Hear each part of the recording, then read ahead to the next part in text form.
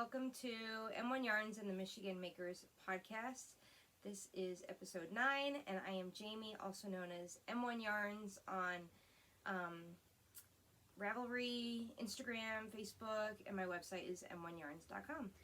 And I am Danielle, known as Danielle Crafts 08 on Instagram. And just now, Ravelry, I literally just changed my name like 2 minutes ago. So I'm consistent across the digital board. I think that helps. Yeah, it helps people find you. Mm-hmm. It's like branding. Yeah. And we're coming to you today from Metro Detroit. And this is a knitting, crafting, yarnie, creative people podcast. Yeah. And it's just all about friendship and fun. So. Yeah. So, what are we working on? I think that it would be a good idea for us to talk about whips, especially since I have so many. I'm like on a whip marathon. I don't think I've had this many whips in a very long time. Yeah. Should we start with what we're wearing though? Yeah. Let's go with what we're wearing. So, I am wearing the RBG. I got those letters right. RBG. I always say it wrong. I know, by parking it, and I am so excited to be wearing this because I had the pattern for so long, and then I started working on it. But when I started working on it, I worked on it pretty consistently, so it didn't take me long to finish. But it was a fun pattern to knit. I absolutely love this color work. If you remember from last episode, I had a blocking incident with this, but it's perfectly fine because it's still pretty white. And I decided to wear my hair back. It looks so cute like that. Thank you, because when it was down, you couldn't see the color work, and so I said, no, I'll just go ahead and wear it back. And here's the funny thing. So I rolled my hair Thursday, and I planned to not take my rollers out until today, but I had to go to Target, so I couldn't go to Target with rollers in my hair. So you could go to Walmart with rollers in your hair, just not Target. Yeah, I'm not leaving the house with rollers in my hair. Although I did on Friday, but I had a hat on. So I took my rollers out yesterday to go to Target, and I put my hair back like this. Okay. And I was like, wait a minute. I can wear my hair like this tomorrow, because I hardly ever wear my hair back unless I'm like performing or something. But I said I can wear my hair like this tomorrow to show off my color work. So I used to wear my hair in like a middle ponytail a lot for like working out. And then my hairdresser had told me that my hair was like breaking. Oh, like because I would wear the ponytail like. Yeah, you have to be careful with ponytails. I did switch to those ponytail holders that are more like, they kind of feel like thick tights. Oh yeah, I know. Yeah, I know exactly what it's almost like. It's almost like they're knee highs or something, like the material. And they're like, I got some multi-pack probably on Amazon, knowing me. They're all like flesh tones, like, and a range. So there's some in there that are like probably closer to like my skin, some that are more tan that blend in my hair, and then there's like a chocolate brown and a black. So I like it because it's all like good neutrals, and they're so soft on my hair. Yeah, those are better for like ponytails. I'm really intentional about the kind of band that I wear in my ponytail, and I switch it up. I don't keep it in a ponytail too long. I take it down so I don't have any problems.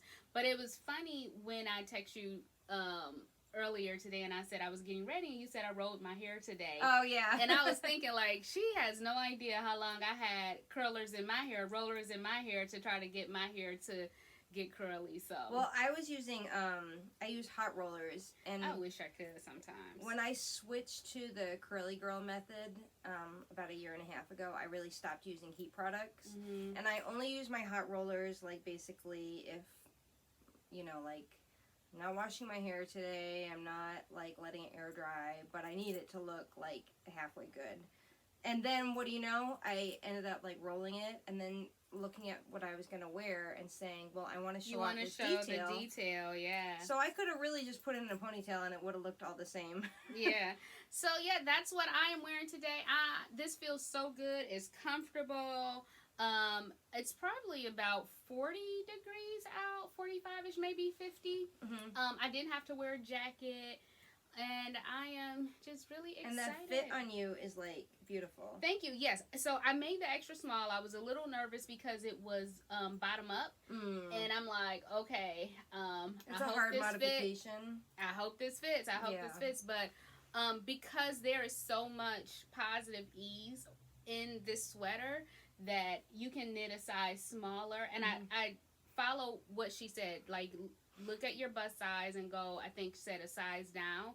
And so that's what I did. And I mean, the sleeves are perfect. I mean, I just love this sweater. It's awesome. Thank you. Good job. Thanks. So I have a finished object that I am wearing, which is the Felix Pullover by, I get this wrong every time, Savory Knitting? I think it's Savory Knitting. I think her real name is Amy. Yeah, I follow her on Instagram. I'll insert. We'll insert. You know, we'll insert. Yeah, you know us. And this is my Aran Weight Superwash yarn held with my Surrey Silk yarn, both in the colorway Green Olives. It's available in the shop on the Speedway base, which is the Superwash, but it's out of stock on the Surrey. But I just got more of the dye. It's been out of stock for a little minute. Oh yeah, that's the one that we talked about. Because I had some friends messaging me that they want this yarn on different bases. So soon it'll be in the shop.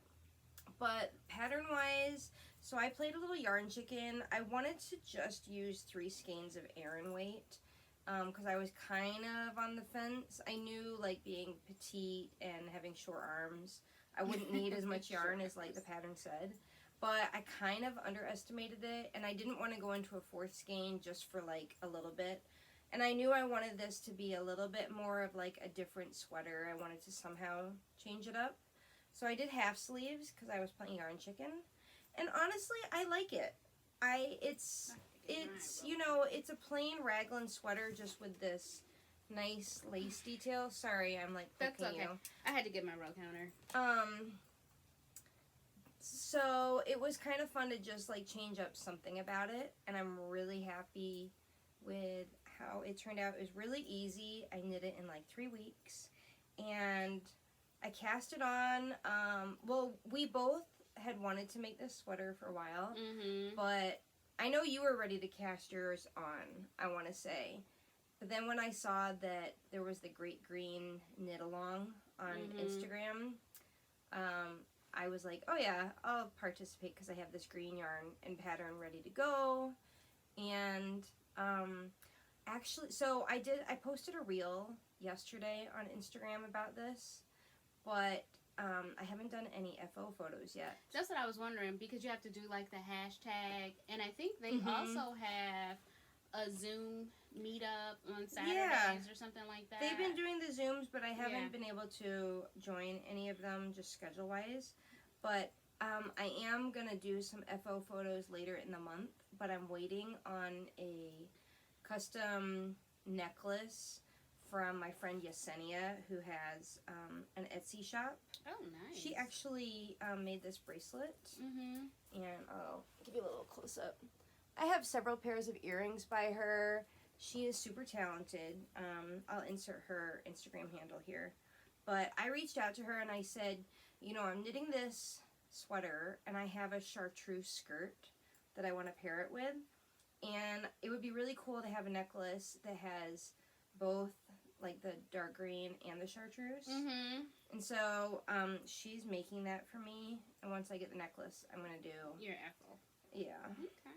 So I think I need to do a better job of FO photos, meaning a better job of me, like, modeling. And especially, you know, I can take them in my backyard because we have trees, like, really tall trees in our backyard, and well, most trees are tall, but we have a lot of them. It looks like a little forest, and I can take them back there sometimes. So I think I'm gonna, like, challenge myself to be more creative with my photos. Or you could be like me and stand on the side of a busy road and look crazy with the tripod. Yeah, you're, like, everywhere. You're everywhere. But I'm all about the backdrop. And that's the thing, is I think it's the production of it. Like, I don't feel like packing up my stuff, having to go, and especially when you have children, you can never just leave the house. You have so much to do before you actually leave the house. Yeah.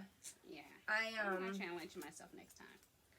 Well, so my latest FO before this one, which I guess I should just talk about now. I did take FO photos out in the freezing cold. Oh yeah, those were cute. Like literally 16 degrees and snowing. It was freezing. So I'll have to insert a photo, but it's a dress, and that is super cute. Of course, for the photos, I didn't wear, you know, like a coat or gloves. I just wanted it to be the dress and boots and tights. This is super thick. Yeah, this is DK Superwash held with alpaca. Okay. And then the color work is just DK Superwash. Mm-hmm.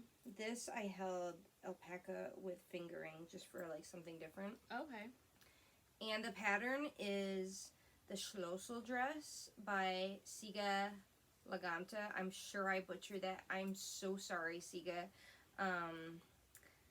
So I'll insert her Instagram and Ravelry. This pattern just got released like a week ago, and I test knit it for her, and it was so fun. I would knit this again and again, and I'm kind of hoping she makes like a little girl's version, because I feel like that would be adorable. That would be cute.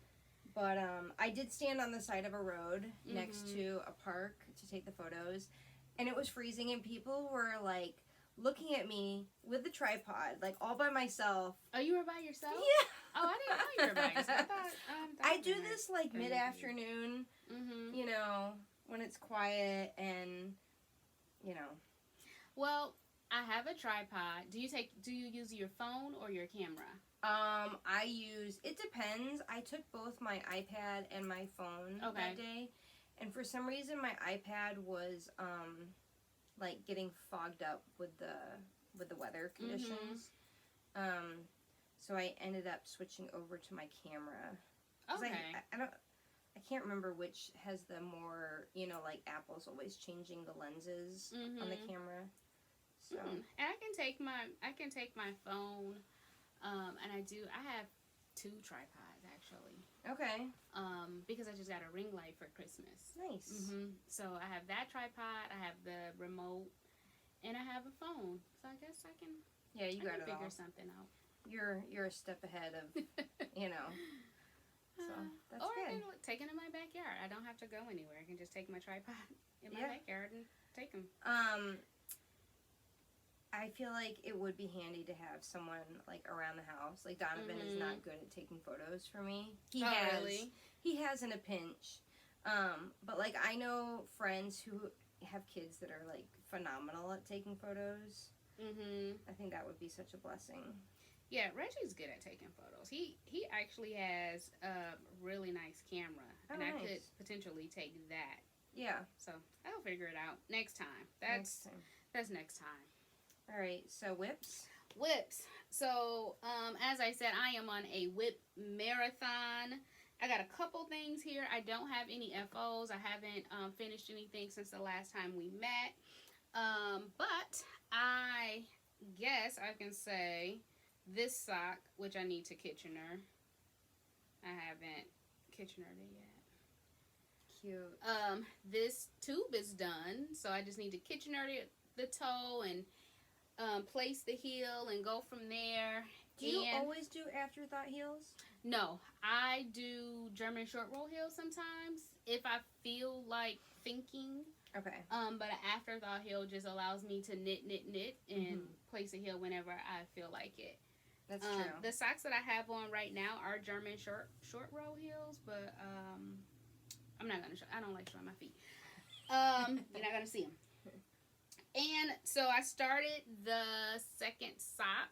I know before Kitchenering the toe, but I just didn't feel like thinking, so I was like, let me start this and get it done, because we're gonna talk about our sock knit along, and I want to make sure these are done before we start that. Yeah, we have big sock news. So yeah, I have a sock almost done, at least a tube. I've got yarn rolling everywhere. Sorry. I have my Felix Pullover. Gorgeous. And this is in the colorway sweet corn. Is it sweet corn? And it was so funny because when I was knitting this, I text Jamie. This is one of her colorways. This is her yarn. And I text her and I said, this sweater reminds me of cream corn. I actually love cream corn. I can eat cream corn, just eat it and not eat anything else. And I said, this reminds me of cream corn. And then I looked at the band on the yarn and I saw that it was called sweet corn. I was like, yes, this is named appropriately. So I need to cast on the sleeves for this. This was a really fun knit. Yeah. Even doing like the lace work, even though I was nervous every time, like, because if you mess up lace work, you mess up the pattern.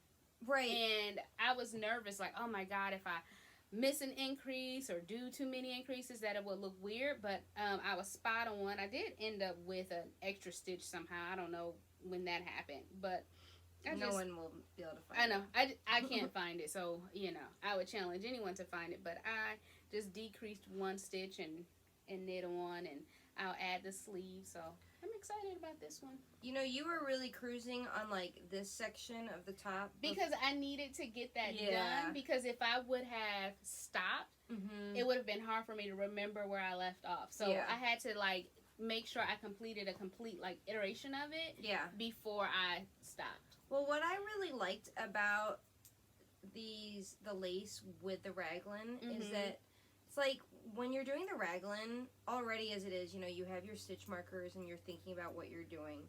And the lace work is just like right there with the raglan. So you don't really feel like you're going out of your way to do like extra work. Right, yeah. Because it was like before and after, before and after, before and after each time. Yeah, I really liked it. Yeah, I liked it. So that's that. I need to cast on the sleeves at some point. Probably this week. I don't know. Who knows?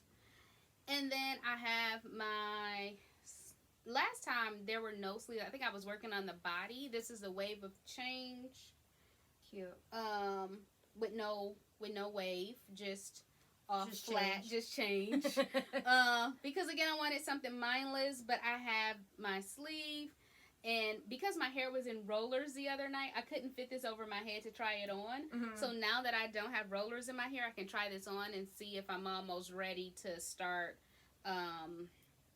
the ribbing on this sleeve, because I think it was about 12 inches and I measured it. It's about 12 or 13 inches, but I have to keep trying it on before I decide where I'm going to stop. And there were some decreases here in the sleeve, and I used the bulb stitch markers to indicate where I've done my decreases. So once I get to my next sleeve, it'll be easy for me to do it without measuring it actually. So that's it for whips. So those are my whips. Like I said, I am on a whip marathon. I got a lot going on, a lot to try to finish, but I'm in no rush. I mean, it's no competition, right? Right. My whips, of course you would catch me right as I'm going to put my stitch marker here. So I think last episode when I talked about this, I think I said that I started this in November, and I looked back on my Ravelry page. I started this in August. That is shameful for me.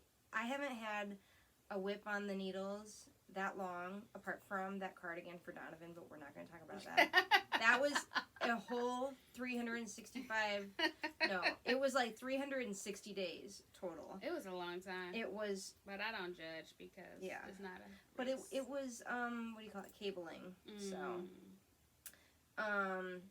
But this is the Bright Feather sweater by Knit Love Wool, and I love it. It's mohair held doubled, and now I'm on Sleeve Island, and I have to tell you something though.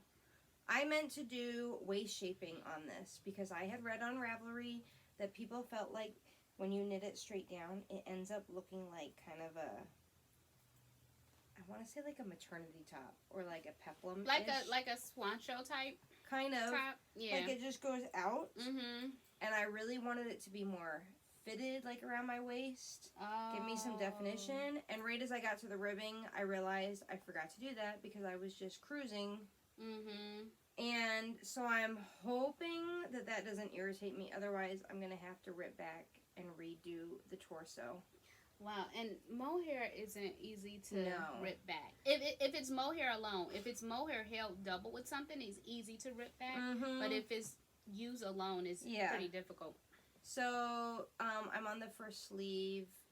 I'm actually feeling like the decreases in the pattern for my size are not enough. Like, it's too big. Mm-hmm. I am pretty nervous about, like, the color work itself. I loved, and it went well, and all that good stuff. But now, like, the waist and the arms, which should be the easiest, are giving me a little bit of anxiety. Mm. So I might have to kind of, I don't know.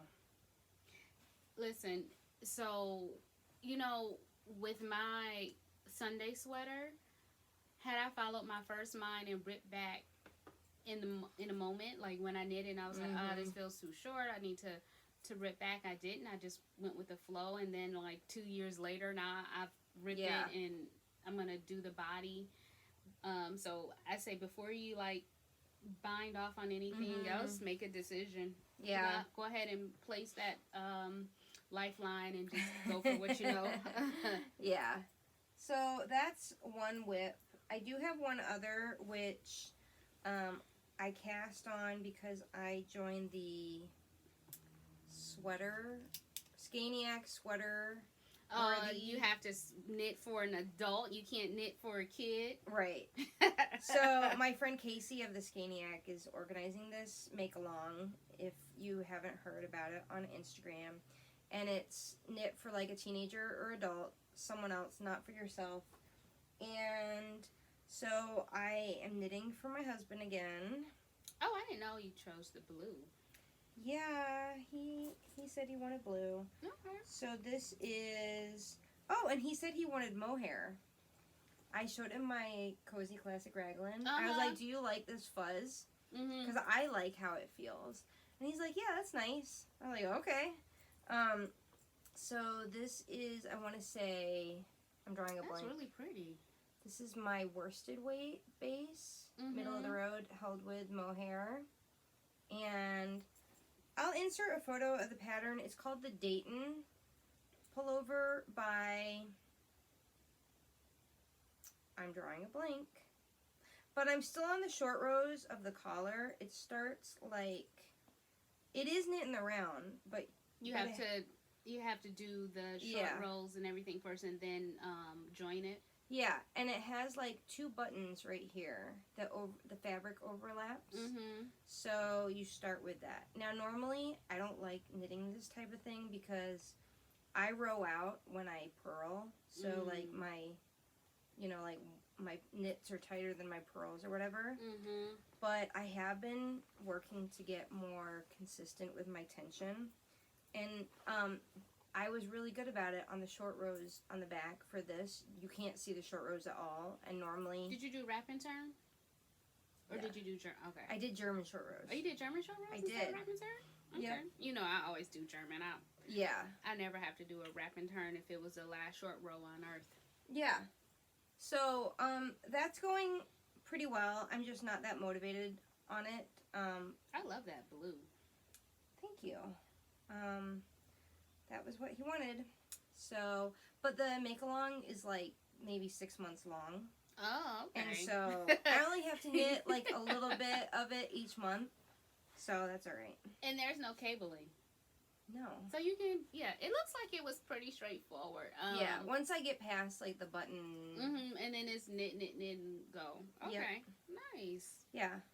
So that should be good. Yeah, so those are our whips. And then, like I said, I don't have any FOs. You do. You talked about your FO a little bit there. Do you have any other, like, special dye projects that you've been working on? I haven't been doing a whole lot of dyeing lately because I've been trying to focus my energy on revamping my website. Okay. All new photography, kind of cleaning things up and reorganizing, and a little spring cleaning, so to speak. So I have like 5% left to do, and then it'll be done. Nice. Then I really am going to return to the dye pans I have a ton of undyed yarn that is all lined up to get dyed and added to the shop because, some exciting news. I'm vending at YarnCon virtual in April, which if you're from the Midwest, you've probably heard of YarnCon. Yeah, it usually happens around the same time.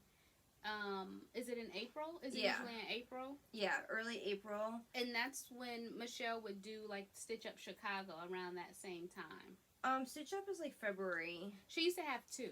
Oh yeah, she would have one in February and one in the spring as well. So, so YarnCon is in Chicago as well, usually at some big hall, which they've actually, I had heard, were kind of like bursting at the seams. Wow. So I don't know if when in-person things resume, if, they'll transition to a bigger space. But I am super excited. They're very organized, and I think it'll be a great virtual event. I haven't vended at a virtual thing in a few months, and I am excited to kind of get back to it. I think this is going to be one that if you haven't participated in one, you'll definitely want to go to their website and, see what all the details and whatnot are. Okay. So that's been my focus, getting ready for that. I'll be happy when we can do in-person events again. Yeah. Don't know when that is. Don't know if that's this year, next year, year after. Right. Who knows? But I'll be happy when we can go to yarn festivals or events again. So maybe this is a good time. We had, I think, the last couple episodes talked about having a sock knit along. Just as something like, I know a lot of our viewers are sock knitters or want to be, and you've talked so much about your love of sock knitting. Even though I don't complete a pair like fast, but yeah. That's okay. This is a judgment-free zone.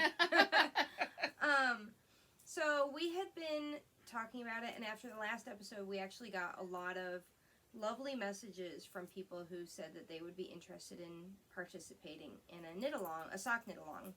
So, here we are announcing it. What are we calling it? I couldn't come up I don't with a know. name. I'm sorry. I had some ideas. Jamie is the one who names. I don't name things. I named my daughter, and I think that's enough. One and done. I didn't even name my dog because I'm not good at naming things because names are so permanent to me, and I'm just afraid of messing them up. Oh. Yeah. All right. Well, I had some ideas. I will insert whatever we decide on after we finish recording. We'll decide something. But conceptually, when I told you I was, I would love to dye some yarn kits for this. Although seriously, like if you have a lot of yarn stash that you need to bust, this is a judgment-free zone. Use it. If you want to buy a kit from me, thank you in advance.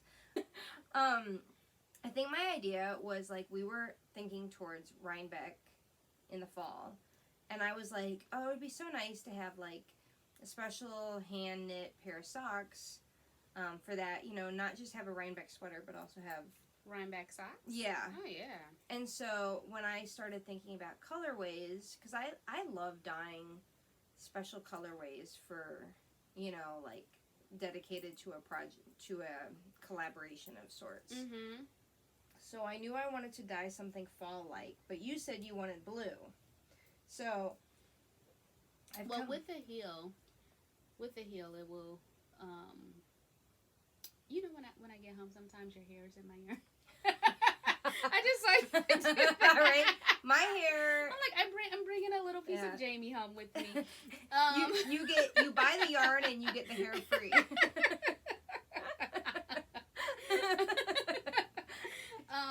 So with the wine color, I thought that would be like the fall. Like I think these would be perfect. I think these are like socks that can transition from fall to winter to any season. Neutral. Honestly, they're like super neutral. But yeah. So it started off. We knew we wanted minis for the ribbing and the toes and the heels, and in like a nice wine color, and Danielle wanted blue.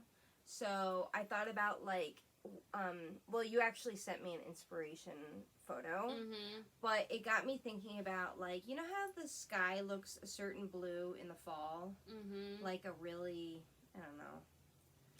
It's hard to explain. It is, and it makes you feel. You feel like the season is changing. The way it glows. Yeah. You guys know what we're talking about. Anyway, so this is one sock kit.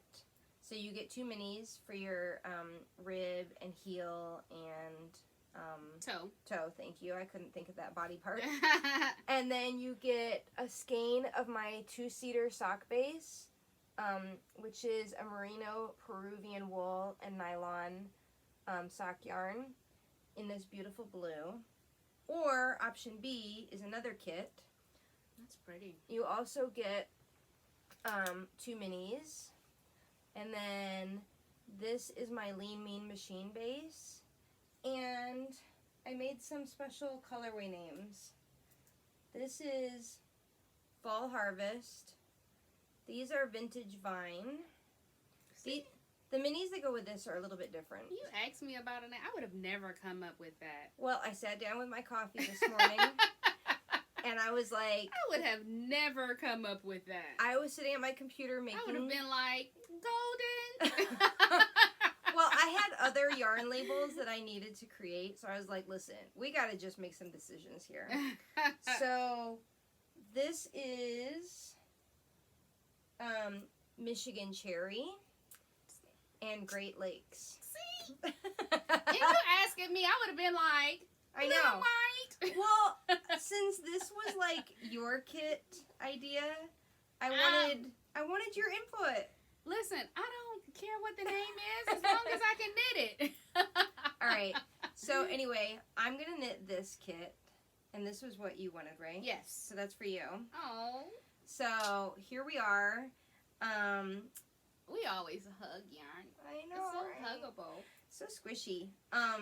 So we're going to kick off this. This is cute. This, new? Yeah. A new touch. A new touch. Little leather. I wanted some cute packaging. And actually, like, for those that buy these kits, which I'll add to the shop this week, I might add some stuff to it to just kind of, I don't know, make it extra special. What was I going to say about this? Oh, so we're going to kick off the sock knit along April 1st. April 1st. And we're going to have it run through the first day of fall. So I think that's like September 20th or 21st. Something like that. Something like that. And so when you go into fall, you'll have at least one pair of socks done. Of course, you may finish before then. You may finish after then. It's okay. But if you're anything like me, I have socks on my needles for a very long time. And again, this is a no judgment. And no pressure. Zone and no pressure. And so because it is a fall knit along, we want to start in the spring and then carry you through the summer, and then you can finish in the fall. So, and this way, like, it's not taking away from your other projects. If you knit, you know, like a little bit on your sock each week, or a lot, you know, this week, and not much till the next month or whatever, you are pretty much guaranteed to get a pair done in the basically 6 months we're giving you. Yeah.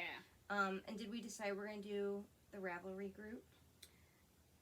We should. We got sidetracked talking about we started talking about it, and then we like hit record on it. So I think we should do a Ravelry group, because then, especially for someone who doesn't post pictures on Instagram a lot, they can post them on Ravelry, so we can have both. So we'll figure out all of those details, and we'll post about it on Instagram. Yep. And you will, I think I can make a little announcement on the YouTube channel for subscribers. Okay. So this is a good time to remind you to subscribe and hit the notification bell. Yes, because you will we forgot to say that in the beginning.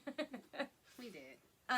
So that is I think we said we were going to make it the M1 sock knit along.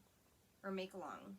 Do people crochet socks? You can crochet socks. I have crochet socks. It's actually harder to crochet socks than to knit them, to me. I would imagine so. Because that heel flat piece, you have to really be able to see the stitches and know where you have to stick your hook, because you can mess up like the gap area. And I knit Raven a pair of socks when she was a baby. Knit or crocheted? Or I'm sorry, I crocheted Raven a pair of socks when she was a baby. And I remember getting to that heel part, and it was like really difficult. I mean, I got through both of them. By the time I got to the second sock, I like understood it, but the first sock was a little challenging around that heel part. Okay. You know what? And you knit them, or not knit them, crochet them. This particular pair was toe up. Okay. Interesting. I can show you a picture of them. They were super cute. We can insert the picture. Yeah, we'll insert the photo right here. This would be, I would actually like to pick Natalie's brain to see if she would be up for designing a pair of Tunisian crochet socks. You trying to get her to go off on you. I can see Natalie going off if you ask her, and then she'll do it. Yep. All right, Natalie, that's your challenge. But I don't know how does Tunisian crochet work in the round? Can you do stuff in the round? Well, you would think so. Oh, wait a minute.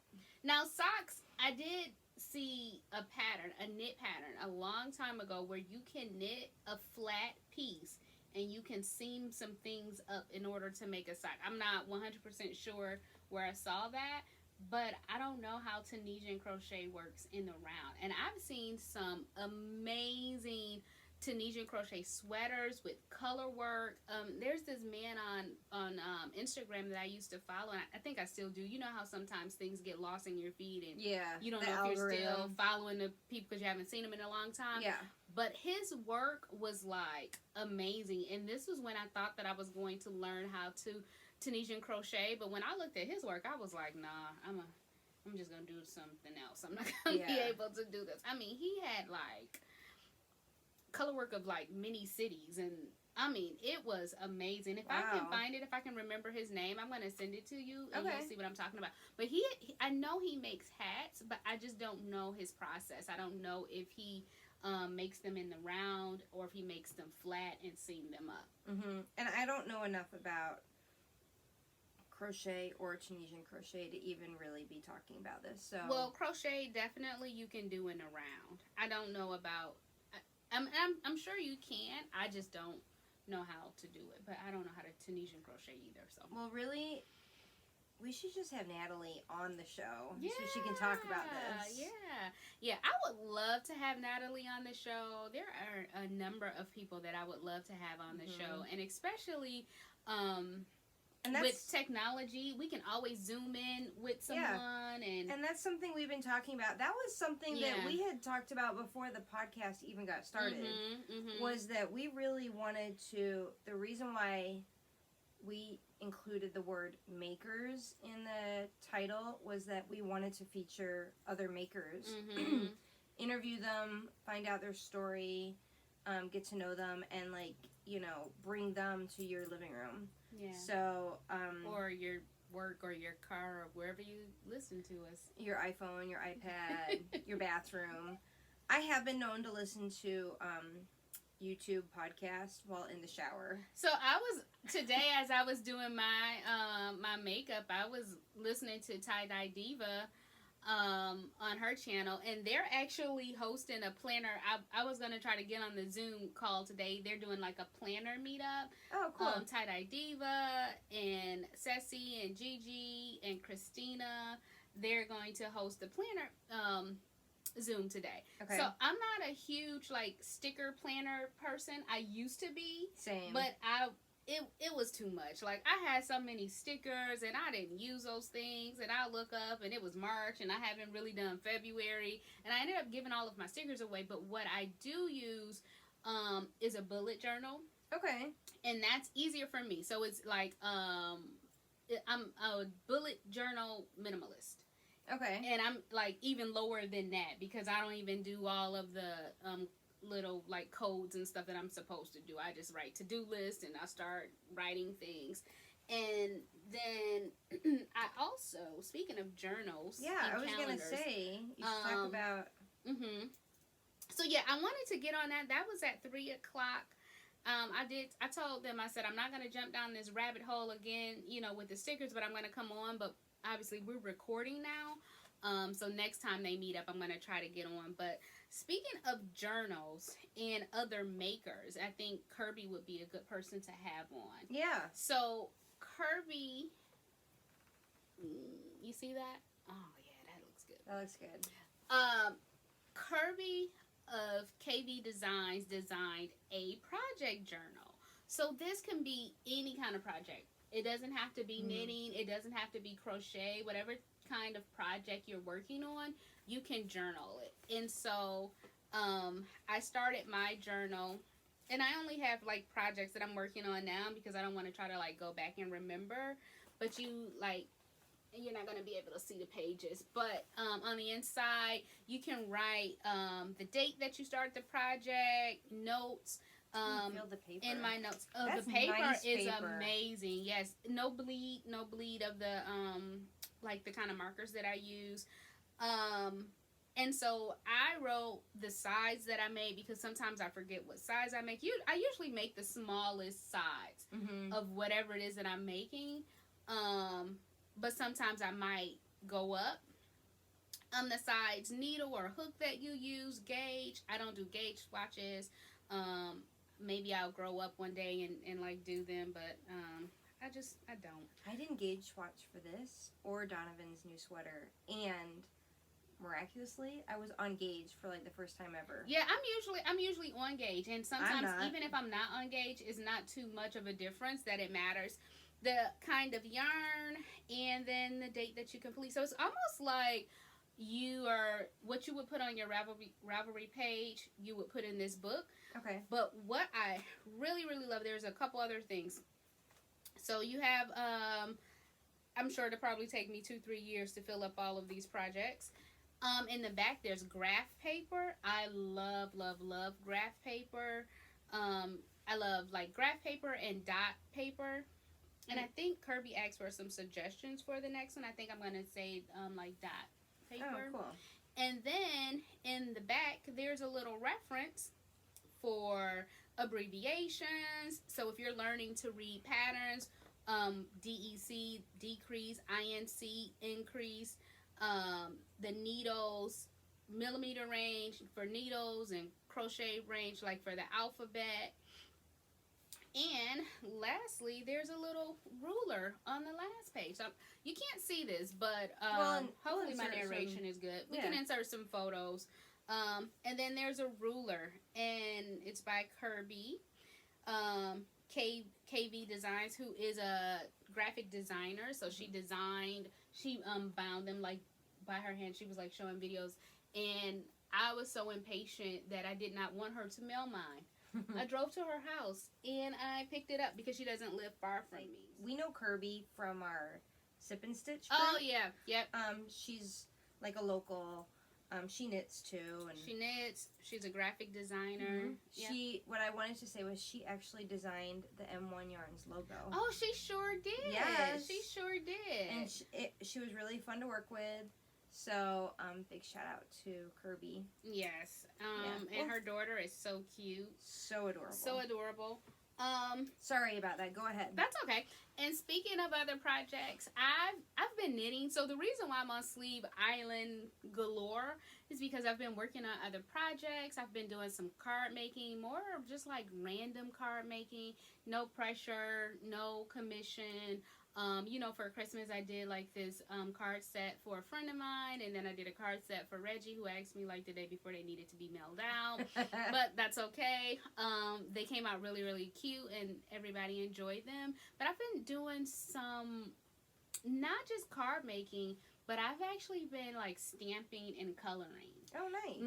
And it's really fun. And so I've been you can go down a rabbit hole with like stamps, inks, and like I like to use coloring pencils. I don't use alcohol markers. I've never liked markers growing up because if you mess up, I feel like it's just messed up. Whereas with the coloring pencil, you can kind of fix it a little bit. But I mailed a card to my friend. I hope she has it by now. We can insert a picture of it, but it's this cute little coffee themed card. And then I made a card for my sorority sister, and then I've also been like experimenting with wood rounds and chalk paint. Another rabbit hole to go down. Like anything crafty is like once you get into it, but I think you start to discover like so many things. When you're crafty, a creative person, and you enjoy, it's fun to change it up. It's like, don't you feel kind of revitalized in one craft by doing another? I do. So I've made I think I made like 3 wood signs with chalk paint. I created the stencils myself, and it takes a couple days to like get through those because I'm always afraid to like touch anything before it dries, but I'm also impatient, and then I end up touching it before it dries, and so it takes about, I would say, a good 4 days for things to like be right, to because you can do have a little everything bit, dry. let it dry overnight, come back to it after work the next day, type of thing. No, I get up in the morning and come back to it. I don't wait till after work. I can't wait that long. But so yeah, we're gonna insert some of those wood signs that I've been working on, and in a couple of those cards. Well, I only made like 2 of the cards that I colored, but Raven actually really enjoys it. So I make a stamp for her, and I make a stamp for myself, and then she likes to color hers, which she's really good at coloring. See, she's a chip off the block. Yeah. And I say either she colors really, really well to be 5, or I color sucky to be my age. So those are the things. Oh, and I have something else that I'm really excited about. Okay. So this time last year, do you remember when I started doing the onesie bars at the baby showers? But then, of course, COVID. So I decided that instead of doing the onesie bar where I come and set up and have the onesies and the decals and the heat source and all of those things, I can provide whoever's planning the baby shower or the mom with the kits. So I thought about this maybe a few months ago, but I really didn't like say anything. I didn't put anything out there. And I got a message last week randomly from someone who wanted a onesie bar kit. And I was like, wow, I forgot I even did this. Which is like, it speaks to the fact that I need to be promoting myself a little bit more. So right now I'm working on designing all of the decals and designing like the signage. And I like sent that to you. And I'm going to kit that up. I need some really cute ideas for packaging. I think I have some cute ideas for packaging, but I just need to know like where to order things. And I may have things already like in my stash that I can use. But I'm really excited about that. So once I finish designing all of the decals and I have them cut and I ship it out to the new mom, then I'll show you some pictures of like how I packaged it. That'd be cool. Really excited to be providing a kit for someone to have a onesie station at their baby shower. I know it's really engaging, and guests really like to leave with something that they made. So I think that's a really good idea for baby showers, because baby showers can be kind of boring. Kind of boring. I don't particularly love the games at baby showers. And when I had my baby shower, I said we are on a 3-game minimum. And I was fine with those 3 games. Yeah. I went through a phase probably 10 years ago when it seemed like everyone I knew was having a baby. And you feel obligated to go to these baby showers and be supportive. And really, you just want to go and have fun and chat with everyone. You don't want to play these games. You just want to hand your gift over, and then mix and mingle. But it's nice to have an activity that is engaging and then gets everyone kind of up and doing something. Yeah, and then you get to like leave the mom with something. So it's like you came with your gift, and you get to. New moms need onesies, like nobody's business. Yes, and you came with your gift, but you have an extra gift to give that you didn't particularly pay for. Exactly. Yeah. Totally fun. So, spring is almost here, and I have so many, in general, I have so many sweater patterns in my Ravelry queue that I want to knit. And the other day, I was kind of reorganizing a little section of my closet for like my knits and whatnot. Especially since I finished the dress and this, I knew I just needed to like make room. And it got me thinking, okay, you know, every few years it's nice to do a little closet clean out. I had some knits that either weren't my style anymore, or now that I have so many knits that are like with my brand yarn, like yarn that, sweaters that I have that aren't my brand from many years ago, just kind of are not getting worn. Well, you know, like oftentimes you knit something and you really don't wear it that often. Yeah. So I messaged you and said I had like 7 or 8 sweaters that I was going to get rid of, and I didn't really know how best to get rid of them, because you feel like they're investments of your time and oftentimes, you know, quite a bit of money, your energy, and you don't want to just, you know, throw them out. They're in great condition. And so I had been brainstorming about this, and I thought, I know people use eBay for destashing yarns that they're not using, and I thought, why not do like some sort of eBay auction for these sweaters, and all the money from this project I'll donate to either like a food bank or maybe like a shelter, something charitable that really makes, you know, puts my closet clean out to good use. And so I will include,